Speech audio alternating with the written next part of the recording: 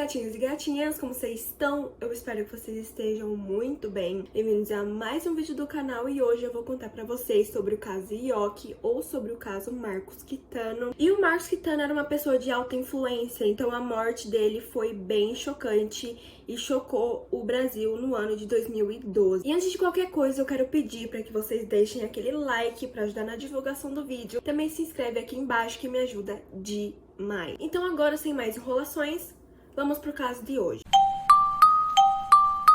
Elise Araújo Giacomini nasceu no dia 29 de novembro de 1981. Ela veio de uma família pobre numa cidade de um pouco mais de 20 mil habitantes no interior do Paraná. Quando a Elise tinha 3 anos de idade, o pai dela abandonou ela e a mãe. Não tem nenhuma informação do motivo, mas parece que eles tinham várias brigas e que também o pai da Elise estava com outra mulher, então ele abandonou, a família dele para ficar com essa moça. E aí a mãe da Elise era empregada doméstica, então ela não ganhava muito, ela ganhava bem pouco, na verdade. E a Elise não teve uma infância de luxo, Ela não passou por nenhum tipo de necessidade. Elas tinham comida na mesa, a Elise tinha uma quantidade razoável de roupas, ela não tinha um armário lotado de roupas, mas ela tinha uma quantidade razoável, Ela vivia bem. Ela tinha um sapato, ela tinha alguns brinquedos, então a Elise não passou necessidade. Mas eu fico imaginando, sabe? Tipo, a luta daquela mãe pra conseguir dar uma vida dessa pra menina, sendo que ela era empregada doméstica e a gente sabe que empregada doméstica ganha bem pouco. A Elise passou a infância na cidade que ela nasceu, no interior do Paraná, e ela tinha vários amigos. As pessoas gostavam muito dela, falavam que ela era muito gentil, ela era uma menina muito fofa, Ela era loirinha, ela era baixinha, pequenininha, fofinha. E aí as pessoas gostavam muito dela, as pessoas elogiavam ela com muita frequência. E nas escolas, ela estudou em escolas públicas, E ela nunca teve nenhum tipo de problema com o comportamento e as suas notas eram excelentes. Ela estava muito acima da média da sala dela. Quando a Elise tinha 13 anos, a sua mãe conheceu um cara e eles começaram a namorar. E depois eles se casaram, E esse cara começou a morar na casa da Elise, na casa da mãe da Elise, Morava, na verdade, a Elise, a tia, a avó e a mãe na mesma casa. E agora o padrasto da Elise. E quando a Elise tinha 15 anos, não estava ninguém em casa, somente ela.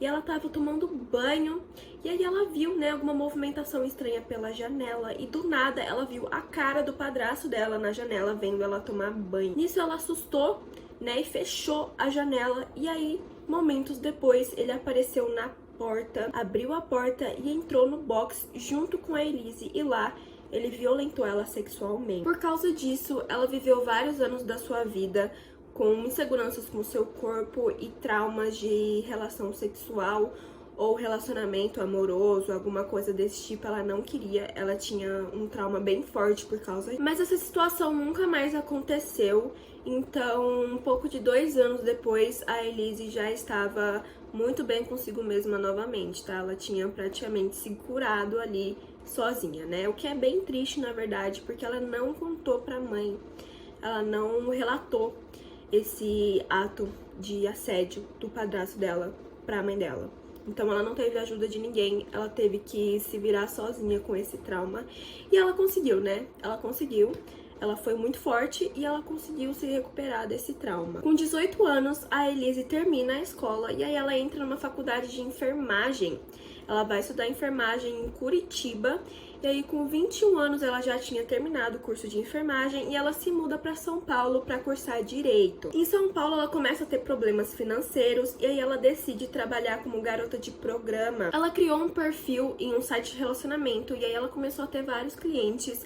Então, ela começou a ganhar dinheiro, E aí, ela conseguiu se sustentar em São Paulo. E foi desse modo que o Marcos conheceu a Elise. Marcos Kitano Matsunaga nasceu na cidade de São Paulo no dia 1º de outubro de 1970 e passou a sua infância no bairro Parque Continental. Ao contrário da Elise, o Marcos vinha de uma família bem rica, uma família com bastante dinheiro, então ele tinha muita fartura, ele tinha muito luxo. Ele usava, vestia e tinha em sua casa as coisas da última geração, tudo do melhor, tudo do mais caro, tudo do mais chique possível. E o Marcos, obviamente, estudou em colégios particulares particulares, né? Ele estudou nos melhores colégios que tinha na região. Então ele teve um ensino ali de ótima qualidade, né? Ele era muito inteligente, ele também era muito gentil, muito amigável, mas ele tinha um problema de infidelidade, tá? Durante a sua adolescência, no ensino médio, o Marcos, ele teve várias namoradas e todas elas foram traídas, tá?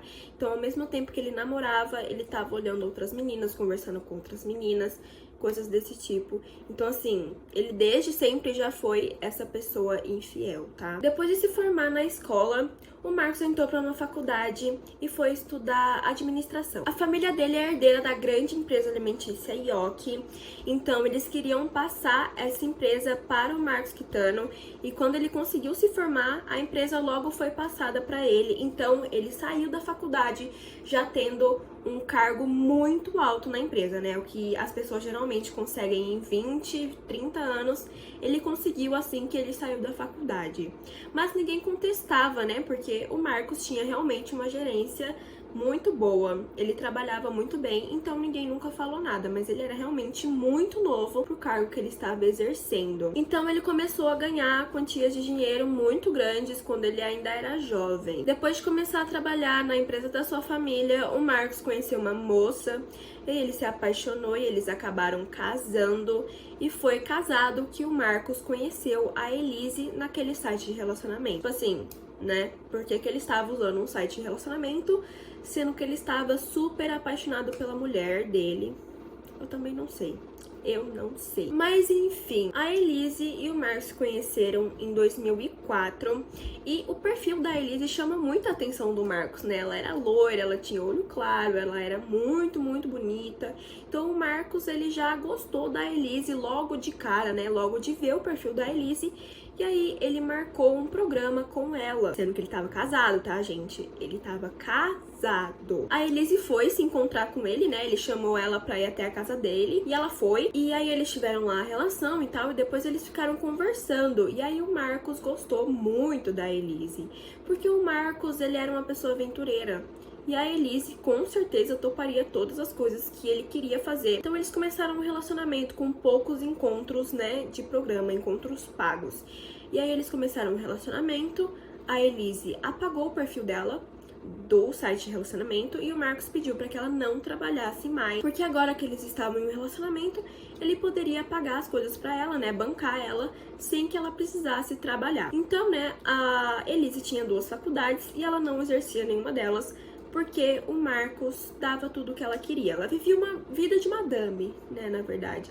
E eles ficaram juntos por 2 anos nas costas da esposa do Marcos, e a esposa dele não percebeu, tá? Ela não percebeu em nenhum momento, e quem acabou com esse casamento, né, pediu o divórcio, foi o Marcos. Então a esposa do Marcos não fazia ideia de nada. Assim que ele terminou com a esposa, né, agora ex-esposa, ele pediu a mão da Elise em casamento, e ela, né, obviamente ela aceitou, porque eles estavam muito apaixonados. Aí o casamento foi enorme, gente, foi muito chique, foi muito bonito. Foi uma cerimônia, né? Teve uma cerimônia religiosa e foi muito, muito linda a cerimônia. A Elise estava muito linda e a festa foi gigantesca, foi muito animada, tinha mais de 300 pessoas, então foi realmente um evento muito grande. Segundo amigos e familiares, o casal viveu muito bem, né? Muito feliz até 2010, né? Depois eles casaram em 2009.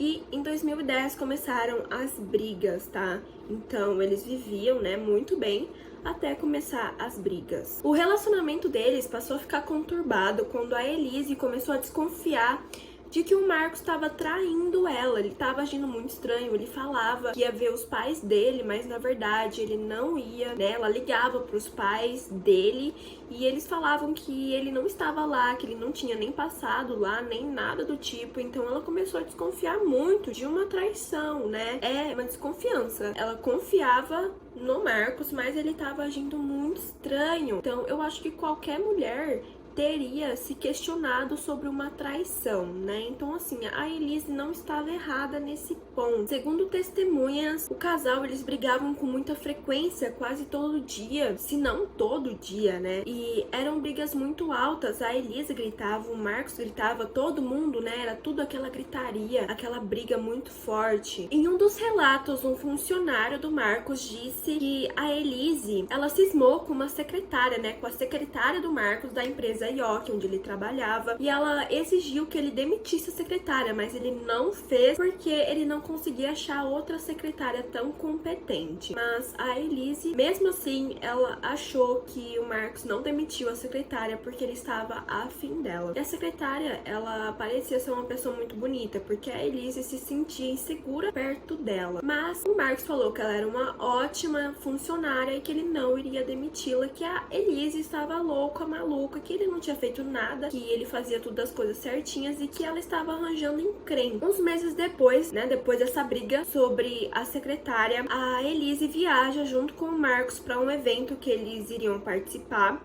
porque o Marcos era o superior, né, daquela empresa, então todos os eventos era ele quem participava e a Elise iria junto com ele, né, em todos os eventos a Elise estava lá. E aí, a Elise estava no banho, né, supostamente o Marcos estaria se arrumando no quarto. Quando ela sai do banho com a toalha enrolada, com a toalha na cabeça e tal, ela vê uma chamada conectada no notebook do Marcos. E o Marcos não estava no dormitório, ele teria saído para comprar alguma coisa para comer, ou alguma bebida, alguma coisa desse tipo. E tinha uma mulher conectada nessa chamada. E a mulher estava apenas de sutiã. Então a Elise, ela achou muito esquisito, né? E aí bateu, né, aquela consciência na Elise e ela percebeu que o Marcos estava tendo uma chamada um pouco estranha, né, um pouco peculiar com aquela funcionária. E era a secretária que a Elise tinha cismado. E nesse momento, a Elise decide que vai se divorciar, porque ele estava mentindo, ele estava sim traindo ela e ele estava mentindo. E aí ela decide se divorciar, né,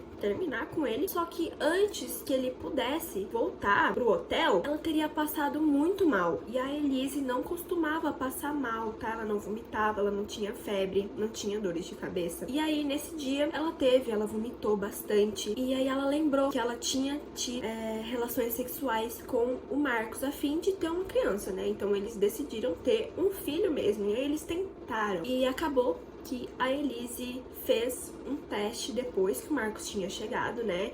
Ela ligou pra ele, pediu pra que ele trouxesse um teste de farmácia, né? Aqueles testes de gravidez de farmácia. E ela fez esse teste e o teste deu positivo. Então ela desistiu de terminar com o Marcos porque ela queria dar uma boa família pra aquela criança, né? Uma família que ela não teve com mãe, pai, sem padrasto, sem nenhum risco de violação. Então ela quis dar uma vida boa para essa criança. No dia 17 de maio de 2012, a Elise viaja pro interior do Paraná, para sua cidade natal, a fim de mostrar a filhinha dela, né, que tava com um pouco mais de um ano nessa época. E ela queria mostrar a menina, né, apresentar a filha dela pra família dela, pra tia e pra avó. Nesse mesmo dia, a Elise ligou para um detetive e contratou ele para que ele ficasse vigiando o Marcos e assim tirar, né, a sua dúvida sobre a traição. E no mesmo dia que a Elise tinha viajado, o Marcos encontrou com uma moça e passou o dia inteiro com ela. Eles jantaram, eles passearam nos mesmos lugares que ele levava a Elise, inclusive em um restaurante japonês que foi ela que apresentou. E eles passaram a noite juntos em um hotel. Então, esse detetive mandou as imagens pra Elise. Ela ficou assim muito revoltada, muito chocada, muito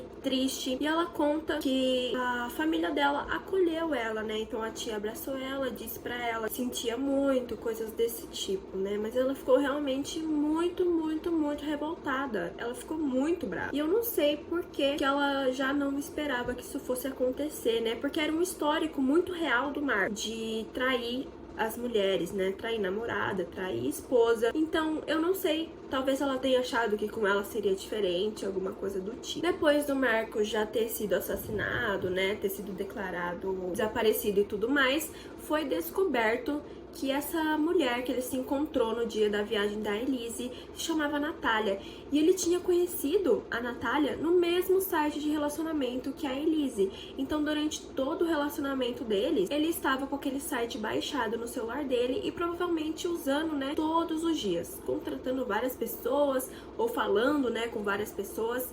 E também, claro, foi descoberto que eles estavam juntos, né? A Natália e o Marcos estavam juntos fazia muito tempo. Fazia ali, né, muitos e muitos meses. E a própria Natália contou que o Marcos falava pra ela que a Elise era louca, que ele tinha medo dela, que o relacionamento tava indo de mal a pior, que ele ia pedir o divórcio. E eram as mesmas coisas que ele falava da sua ex-mulher. Antes de ficar com a Elise, ele falava as mesmas coisas pra ela. A Elise, depois de ver todas aquelas imagens, né, e ficar completamente revoltada, ela decide voltar para São Paulo imediatamente. Ela só ficou 2 dias na cidade natal dela e era para ficar 10 dias. Mas ela decide voltar e ela liga pro Marcos falando que ela tinha esquecido alguma coisa e tal, alguma coisa que ela não conseguia ficar sem e ela tinha que voltar para casa. E aí, né, ela voltou para casa no dia 19 de maio e o Marcos foi buscar ela, a filha e a babá no aeroporto. Todos chegaram no apartamento por volta das 6:30 da tarde, né? Tem imagens deles subindo no elevador. E assim que eles chegam no apartamento, a babá é dispensada. A Elise fala que ela pode ir embora, que já tava tudo bem, que ela ia acertar o pagamento dela depois. E assim a babá faz, né? Ela vai embora e tal, que ela tinha algumas coisas pra fazer mesmo. Então ela foi realmente embora, deixou a menina lá, né? Ajudou a Elise a guardar algumas coisas da criança e foi embora. Por volta das 7 horas, o casal, né, a Elise e o Marcos, decidem pedir uma pizza. E por volta das 7:30, o Marcos desce, pega a pizza e sobe de novo e tem novamente imagens dele no elevador. Porém, infelizmente, essas foram suas últimas imagens com vida. Já com o marido dentro de casa, a Elise pegou a pizza da mão dele, colocou sobre a mesa, arrumou os talheres e tal, e eles foram comer. E aí a Elise introduz o assunto do detetive, que ela tinha contratado o detetive pra vigiar o Marcos e que ela tinha descobrido a traição, que ela sabia da Natália, que ela sabia que ele era um vagabundo, que ela sabia que ele era safado. Ela falou várias coisas, né? Ela falou que ele era safado, vagabundo. E aí, né, ao escutar que a Elise tinha contratado um detetive para vigiar ele enquanto ela estava fora, deixou ele muito furioso, gente. Ele ficou muito bravo, ele começou a gritar, ele começou a desferir, né, ofensas contra a Elise e inclusive ele deu um tapa na cara dela. E ele foi ficando cada vez mais bravo, né, ele foi ficando cada vez mais enfurecido e as ofensas continuaram tomando uma proporção muito grande. O Marcos usou contra a Elise o passado dela como prostituta, falou que tinha retirado ela do lixo e que era pra ela ficar quieta, porque ele tinha resgatado ela. Ele falou literalmente isso, gente. Ele falou que ele tinha resgatado ela do lixo. Diante de todo o fervor da discussão, a Elise percebeu que o Marcos estava muito perto de uma arma de fogo. Eles colecionavam armas, eles tinham um porte, tá, de arma de fogo, eles participavam de caças legais, tá, e eles tinham muitas armas em casa. Então o Marcos, ele estava muito perto de uma arma de fogo. E a Elise contou que ela estava muito assustada. Ela achou que ele realmente fosse pegar a arma e atirar nela, porque ele estava muito bravo, ele estava ficando vermelho de raiva, muita raiva mesmo. E aí ela correu para um cômodo bem perto da sala de jantar. E aí lá tinha outra arma de fogo. Ela pegou essa arma e apontou pro Marcos. E o Marcos continuou com as ameaças, mesmo com a arma apontada pra cabeça dele. Ele continuou falando que a Elise nunca mais ia ver a filha dela, que o passado dela era terrível e que se soubesse disso a filha dela nunca mais ia olhar na cara dela. E ela foi ficando muito furiosa e ele foi andando até ela, né? Ela contou isso, tá, gente? Que ele foi andando até ela e ela se sentiu muito assustada e acabou dando um tiro nele. Ela conta que assim que o disparo foi acertado nele, ele caiu morto no chão. Ela tinha acertado acidentalmente a cabeça dele e ele morreu na hora. A Elise ficou apavorada porque não era pra ele morrer, né? Era só pra ele se assustar e parar de ameaçar ela, né, parar de chegar perto dela, mas ele acabou morrendo, então ela ficou muito assustada. E como ela tinha cursos de enfermagem, ela sabia, né, a anatomia do corpo humano. Daí ela pensou, né, por que não cortar o meu próprio marido pra esconder o corpo e ninguém nunca achar. Ela esperou o corpo do Marcos esfriar, né, coagular tudo pra que não deixasse nenhum rastro de sangue.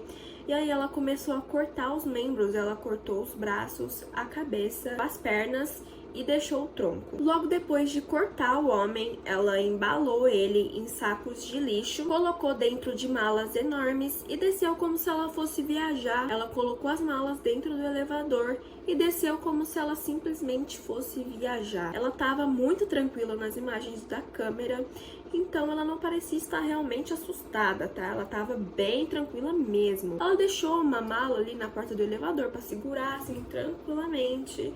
E ela desceu super tranquila, colocou as malas no carro super tranquila e decidiu que ela ia seguir caminho para o Paraná. Mas no meio do caminho ela desistiu porque foi parada por uma viatura de polícia devido a irregularidades no carro dela. Então ela deu meia volta e voltou para São Paulo. E descartou o corpo do Marcos em lugares espalhados em um acostamento numa rodovia em Cotia, São Paulo. No dia 23 de maio, são descobertos restos mortais de um homem oriental no acostamento da rodovia de Cotia, de São Paulo, que foi a mesma rodovia que a Elise descartou o corpo do Marcos Quitano. Esse caso logo caiu na mídia e a primeira rede de notícias que compartilhou a notícia foi a Rede Bandeirantes e destacou o crime como um crime macabro. No dia 4 de junho, o corpo é identificado como sendo de Marcos Quitano, que foi dado como desaparecido desde o dia do crime.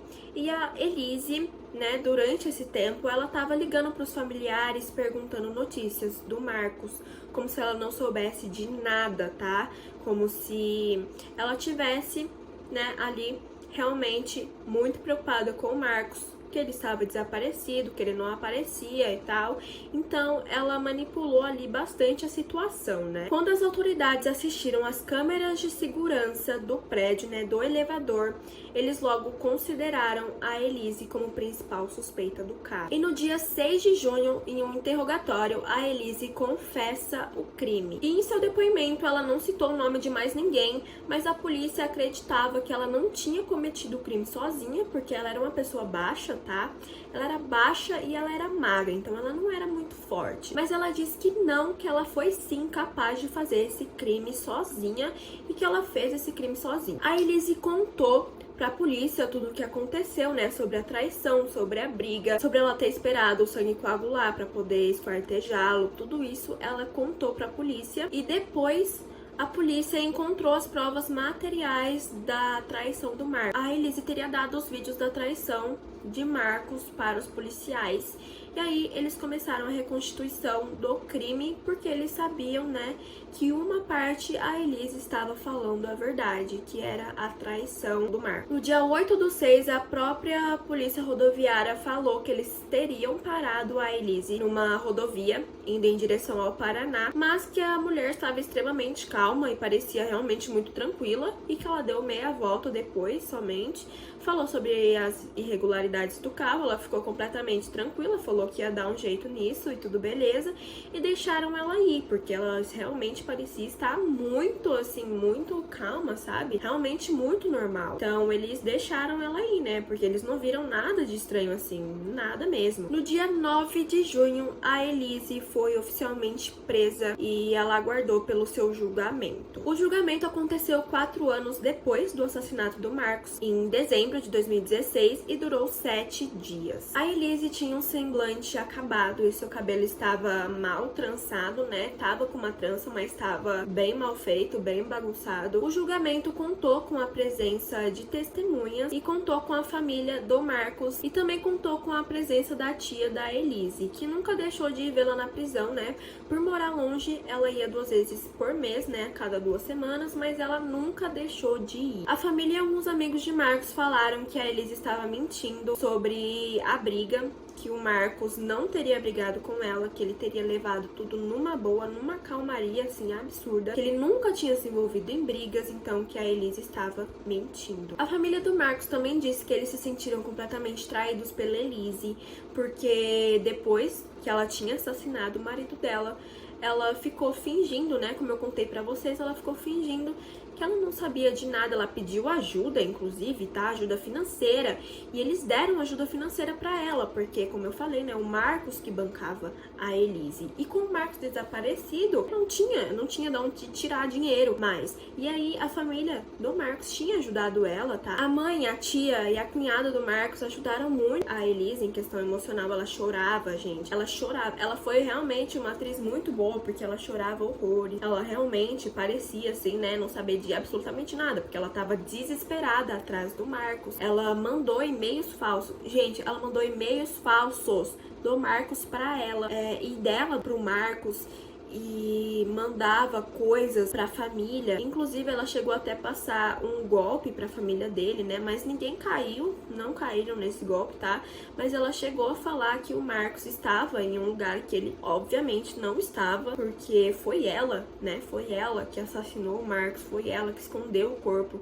Então, ela mentiu muito pra família do Marcos.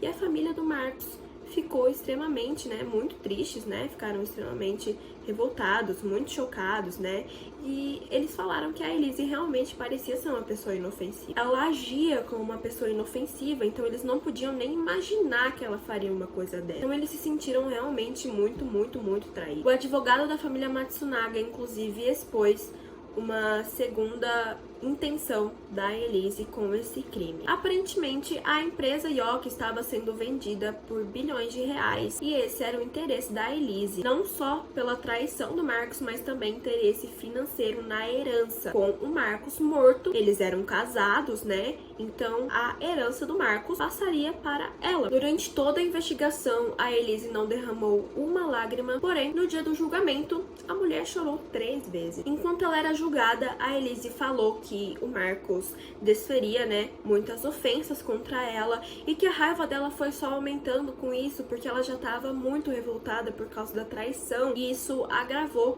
a vontade de atirar nele. Ela disse que ele também ficava encorajando ela a atirar, e isso contribuiu para que ela realmente a atirasse. No entanto, no dia seguinte do julgamento, né, no próximo dia do julgamento, o promotor analisou vários buracos na reconstituição do crime. A Elise tinha encenado com a arma no peito, falando que era daquele jeito que ela tinha atirado no Marcos e tinha atingido a cabeça dele. Mas, gente, isso era impossível, tá bom? Era impossível, porque a Elise tinha 1,55 de altura e o Marcos tinha 1,80. Então a chance, né, de a Elise acertar a cabeça do Marcos com a arma pra frente em seu peito era impossível. Não tinha chance, gente. A Elise estava mentindo. Não tinha como. Se a Elise tivesse mirado, né, realmente na cabeça do Marcos, mas ela disse que não. Ela disse que foi um acidente, mas se ela tivesse mirado, a bala entraria, né, de baixo para cima. E no laudo da autópsia, a bala tinha atingido a cabeça do Marcos de cima para baixo. Então, a Elise tinha que estar acima do Marcos para ter atirado nele. Além disso, a Elise disse que o Marcos estava vindo até ela, né, e que ela atirou com medo com o Marcos vários metros de distância. Porém, a autópsia também revelou que no local do machucado da bala estava meio estourado, assim, sabe? Com umas manchas que só dá quando a bala atravessa a pele de menos de 50 centímetros de distância. Então também isso não batia com a versão da Elisa. Em sua defesa, no dia seguinte, o advogado da Elisa fez um filme em 2D e apresentou para o júri. E nesse filme aparecia realmente a narrativa da Elise sobre o que aconteceu no dia do assassinato. E o advogado da Elise afirmou que o erro não estava no que a Elise narrou, e sim no laudo da autópsia. Mas todo mundo concordou com a estranheza do desmembramento, porque a Elise falou que ela estava apavorada. Ela não seria capaz de fazer um desmembramento perfeito caso ela estivesse realmente apavorada. No mínimo, ela estava, né, suficientemente tranquila, talvez ali um pouco ofegante,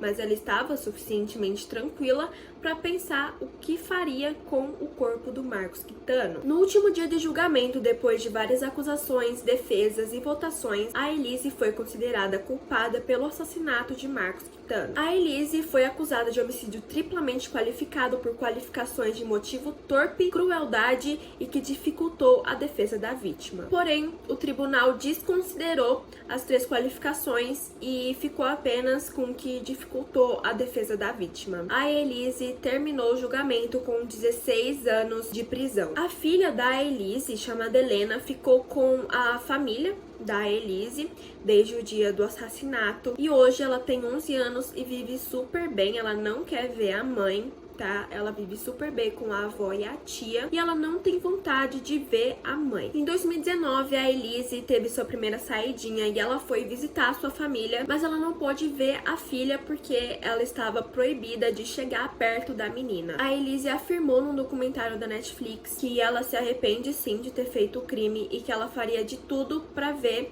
sua filha bem e que ela voltaria atrás se isso significasse que ela pudesse viver com a sua filha eternamente. Atualmente ela está em liberdade desde maio e ela conseguiu sair um pouco mais cedo da prisão porque ela cumpria todas as suas obrigações dentro da penitenciária. Ela trabalhava dentro da prisão, ela ajudava as companheiras e ela cumpria todas as regras da penitenciária, ela não teve problema nenhum de comportamento, o que possibilitou que ela saísse mais cedo da prisão. Hoje em dia ela mora em um apartamento em Franca, no interior paulista, e ela trabalha como motorista de Uber, mas ela também faz bicos como costureira e conserta suas próprias roupas, que é uma paixão que ela descobriu dentro da prisão, que ela não tinha nada pra fazer, então ela ficava costurando e ela descobriu que gostava muito de fazer isso, então ela faz isso até hoje. Bom, gente, esse foi o caso de hoje. Eu espero muito que vocês tenham gostado. Não se esquece de deixar aquele like pra me ajudar e de se inscrever aqui embaixo, tá? Pra que eu possa estar trazendo mais conteúdos como esse aqui. E se caso você tiver alguma recomendação de algum caso que você queira ver aqui no canal, deixa aí nos comentários que eu vou trazer pra vocês, tá bom? É isso, um beijo no coração, tchau!